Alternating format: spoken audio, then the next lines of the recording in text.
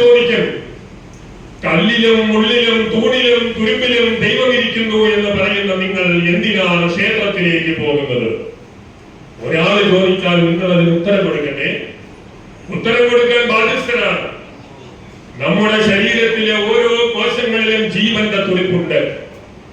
എന്നാൽ ആ തുടിപ്പുകളൊന്നും കിഡ്നിയുടെയോ ബ്രെയിന്റെയോ ഹൃദയത്തിന്റെയോ അത്ര പവർ വരില്ല. ജീവൻ എല്ലായിടത്തും ഉണ്ടെങ്കിലും അതിന്റെ പവർ പല സ്ഥലങ്ങളിൽ വ്യത്യസ്തമായിരിക്കും. അതുകൊണ്ടാണ് നമ്മള് എല്ലായിടത്തും വായു ഉണ്ടെങ്കിലും നല്ല കാറ്റേക്കാൻ ചില സ്ഥലങ്ങളിലേക്ക് നമ്മൾ പോകുന്നത്, നല്ല ഫ്രഷ് എയർ കിട്ടുന്നതിന് വേണ്ടി.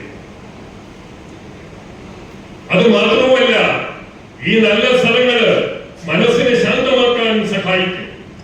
ഈ ശാന്തമാക്കാൻ സഹായിക്കുന്നത് കൊണ്ടാണ് നല്ല നല്ല സ്ഥലങ്ങൾ നോക്കിയിട്ട് നമ്മുടെ മനുഷ്യ ശരീരത്തിൽ കുടികൊള്ളുന്ന ഈശ്വര ചൈതന്യത്തെ തിരിച്ചറിയുന്നതിന് വേണ്ടി ശ്രീ ശങ്കരാചാര്യരും ശ്രീ നാരായണ ഗുരുദേവനും ശ്രീരാമ പരമഹംസനുമൊക്കെ അവർ പോയതും തലമുറയ്ക്ക് വേണ്ടി അറിവുകൾ പകർന്നു നൽകുന്നതും അതാണ്.